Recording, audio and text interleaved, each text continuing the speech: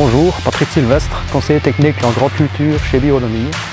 C'est par une journée pluvieuse que nous allons parler aujourd'hui de la culture du sarrasin. Le sarrasin fait partie du groupe des céréales parce qu'il peut être utilisé comme farine. Pourtant, ce n'est pas une monocotylédée comme les céréales, c'est une dicotylédée.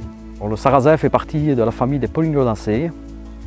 C'est une espèce qui n'est pas cultivée dans nos rotations, d'où son intérêt agronomique. Avant de se lancer dans la culture du sarrasin, il faut connaître ses débouchés et savoir à qui et comment on va commercialiser.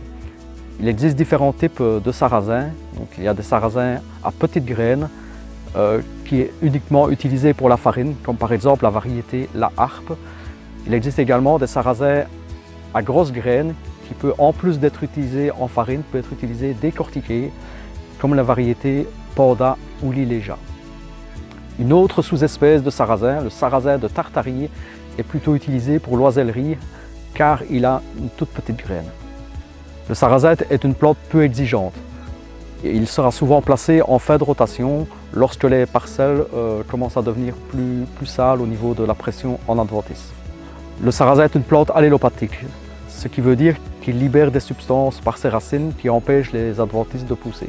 Le sarrasin a un autre intérêt, c'est grâce à sa croissance rapide, il va avoir une pression sur les adventices. Le sarrasin est une culture de 100 jours. Il peut idéalement être cultivé en une seule culture sur l'année ou alors en double culture. Dans nos régions, il faut faire attention de ne pas le semer trop tard pour ne pas avoir une récolte trop tardive qui peut être réalisée alors en octobre. Et les jours deviennent assez courts et avec les rosées importantes, on peut avoir des difficultés de récolte. Donc la période idéale de semis, c'est entre le 15 mai et le 15 juin. Avant le 15 mai, c'est assez risqué car le sarrasin est très gélif, il peut geler à une température négative de -1. Semer en culture principale, vu sa date de semis, il sera possible de réaliser plusieurs faux semis dès le mois d'avril pour diminuer le stock semencier en adventice dans la parcelle. Par contre, en deuxième culture, on n'a pas le temps de réaliser de faux semis et le semis sera réalisé dès la récolte de la première culture. Donc le semis est réalisé au semoir classique à céréales et à une profondeur de 2 à 4 cm. Sa densité de semis est de 200 grains au mètre carré. Il faut faire attention à la quantité de semences à semer car le poids de 1000 grains peut varier de 20 à 30 grammes. Une densité trop claire aura pour répercussion de ne pas être assez concurrentiel vis-à-vis des adventices et avoir un rendement plus faible. A contrario, une densité trop élevée empêchera le sarrasin de ramifier et on pourrait aussi avoir un risque de verse. La quantité de semences à semer variera donc de 40 à 60 kg à l'hectare en fonction du poids de 1000 grains. Au niveau de la fertilisation, les besoins totaux sont relativement faibles. Les besoins en azote sont de 50 unités, en phosphore 50 unités et en potassium 60 unités. Un excès d'azote provoque un risque de verse et une maturité retardée. Le semis a été réalisé fin mai et nous pouvons voir ici que 3 semaines après, le sol est complètement recouvert déjà au stade à une paire de feuilles. Généralement, le sarrasin n'est pas désherbé mécaniquement. Toutefois, il est possible de désherber 2 à 3 jours après le semis et ensuite à partir d'une paire de feuilles, ce qui est relativement rare. La floraison peut débuter assez tôt et déjà fin juin, on peut déjà voir les premières fleurs. Il y a un grand intérêt à placer des ruches car les abeilles vont polliniser et vont permettre d'augmenter le rendement qui peut augmenter de jusqu'à 30%. Fin juillet, les premières graines apparaissent et la floraison durera jusque la récolte. Le sarrasin a très peu de maladies et de ravageurs. La floraison se termine et les tiges deviennent rouges. On peut dire que la sénescence est complète lorsque toutes les feuilles sont tombées et que 3/4 des graines sont mûres. La maturité n'est jamais complète.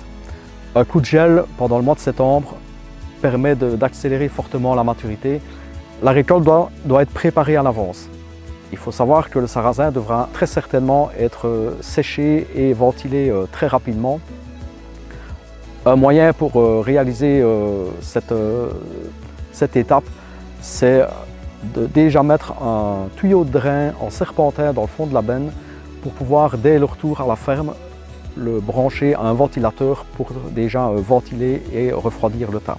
Il y a deux types de récoltes. La récolte avec une moisson directe ou en deux phases. La moisson directe, c'est-à-dire prendre une moissonneuse classique et moissonner directement le sarrasin. Dans ce cas, le séchage est généralement inévitable.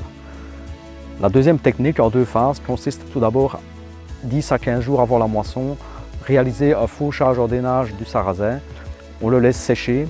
Idéalement, il ne faut pas trop de pluie. Une averse de 10 litres n'est pas problématique.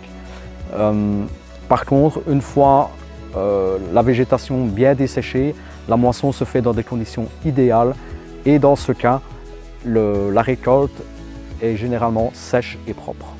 Voici la moisson réalisée en direct, ici avec une table à colza, même si une table classique peut être utilisée également. La table à colza permet d'éviter de perdre des grains au sol. La récolte s'est faite le 19 septembre et on peut voir ici que le grain était à 20% environ d'humidité, donc il aura dû être séché rapidement.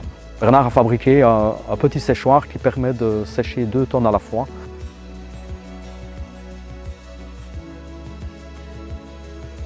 L'important donc est de pouvoir le sécher et sécher des petites quantités, ce qui n'est pas toujours réalisable avec des grands séchoirs, directement à la ferme dès le retour de la remorque. Ici nous voyons une autre année que le sarrasin a été fauché. Et ici le battage avec une moissonneuse équipée d'une table à tapis. Je cultive du sarrasin bio parce qu'au niveau local, il y a une demande pour ce genre de produit-là, en petite quantité, et j'ai la possibilité de fournir des moulins locaux parce que je n'ai pas de grosse superficie. La farine de sarrasin a la particularité d'être pauvre en gluten. Je dirais même est indemne de gluten. Cette culture-là, c'est une culture qui permet de tenir les terres propres. C'est intéressant dans une rotation d'avoir un grand nombre de cultures pour casser les cycles des céréales. Comme je cultive du sarrasin en petite quantité, il m'est très difficile de trouver des entrepôts où je peux sécher et trier mon sarrasin parce qu'il leur faut une certaine quantité. Moi j'arrive avec de faibles quantités, genre 2-3 tonnes.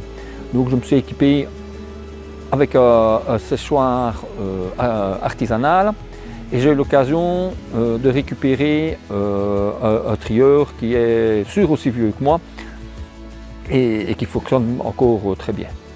Parce qu'il faut absolument trier et sécher ce genre de culture pour pouvoir le stocker. Rendez-vous pour une prochaine vidéo pour un autre itinéraire technique.